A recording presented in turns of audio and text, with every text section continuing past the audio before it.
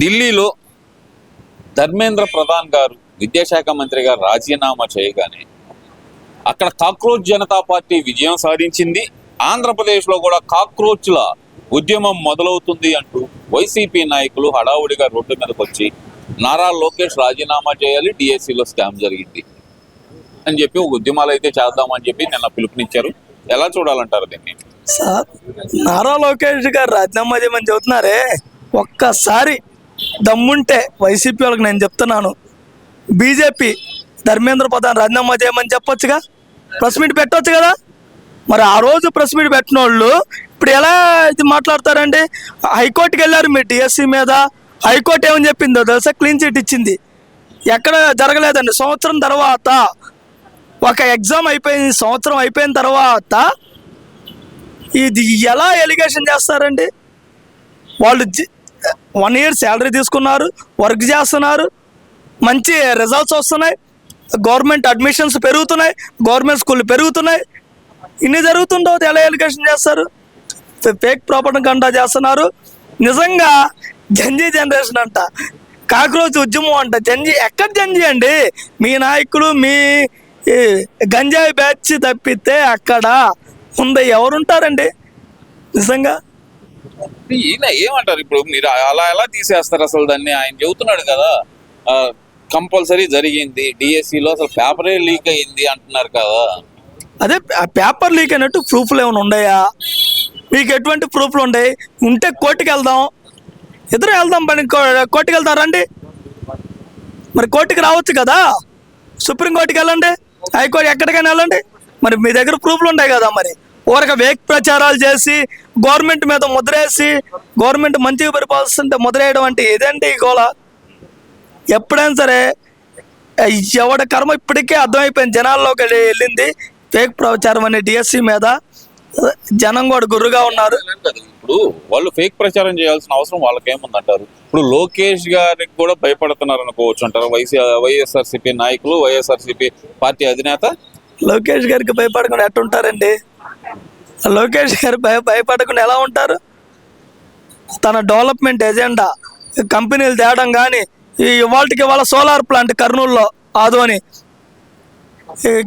Capgemini కావచ్చు, Vizag steel company, steel factory కావచ్చు, ఇలా కంపెనీలు తెస్తున్నాడు, మాట్లాడుతున్నాడు అని భయం.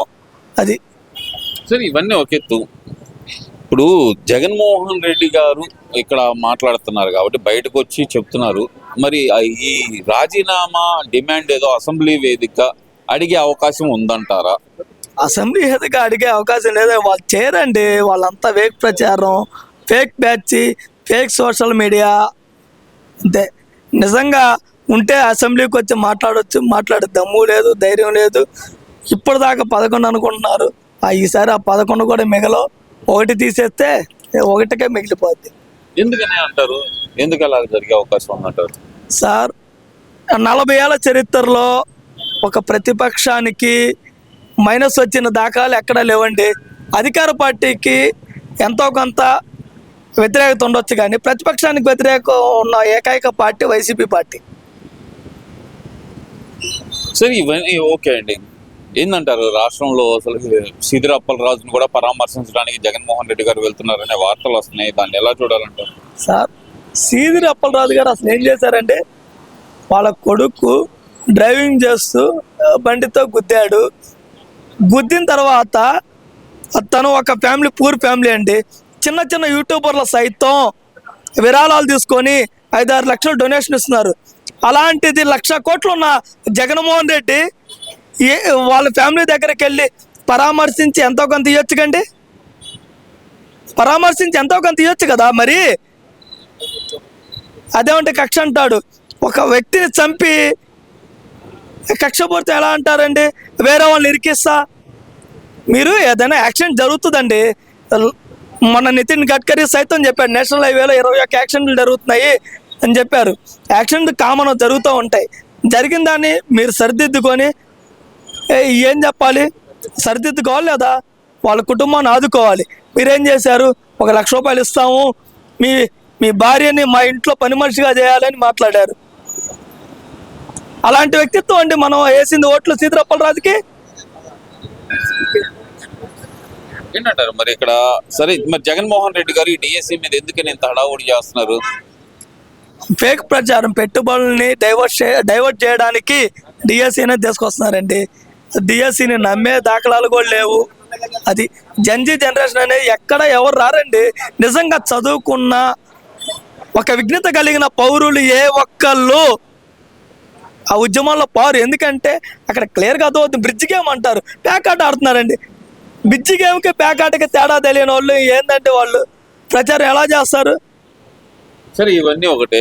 నారా లోకేష్ గారు సవాల్ చేస్తున్నాను, మీకు దమ్ముంటే గనక నిరూపించండి, ఎక్కడైనా సరే చర్చకి నేను సిద్ధం అంటూ జగన్మోహన్ రెడ్డి గారికి సవాల్ చేశారు. మరి ఆ సవాల్ అయినా స్వీకరించి తటస్థ వేదికల మీద ఎక్కడైనా సరే చర్చకు వచ్చే అవకాశం జగన్మోహన్ రెడ్డి గారు ఉందంటారా? నిజంగా వాళ్ళు చర్చించే వాళ్ళు అయితే ఈ గోళ్ళు ఎందుకంటే మనకి వాళ్ళు చర్చించరు కాబట్టి వాళ్ళకి ప్రతిపక్ష హోదా కూడా ఇవ్వకూడదు. నెక్స్ట్ ఎలక్షన్లో కూడా ఇస్తే అస్సామే. ఎలా చెప్పగలరు? వాళ్ళకి ఇవ్వకూడదనే మాట మనం ఎలా అంటాం, కానీ వాళ్ళు అంటుంది ఏంటంటే కనుక అసెంబ్లీకి వస్తే కనుక మాకు మైక్ ఇవ్వరు కాబట్టి అనే మాట వాళ్ళు అంటున్నారు. సరే, లోకేష్ గారు ఇచ్చిన ఏదైతే పిలుపు ఏదైతే ఉందో చర్చకు రా జగన్మోహన్ రెడ్డి అంటే నీ స్థాయికి నేనే ఎక్కువ అంటున్నాడు కదా. మరి పేరునాని స్థాయి ఏంటండి? లోకేష్ బాబు గారు ఒక పార్టీ అధినేత అండి.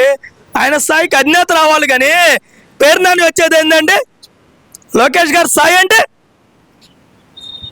లోకేష్ గారి స్థాయికి పేరునాని రావడం ఏంటంటే మినిస్టర్లో ఒక పార్టీ అధినేత, తాత ముఖ్యమంత్రి, తండ్రి ముఖ్యమంత్రి, ఆ స్థాయిలో ఉన్న వ్యక్తికి మినిస్టర్లు రావాలండి. అధినేత రావచ్చుగా, మరి సమర్థులే.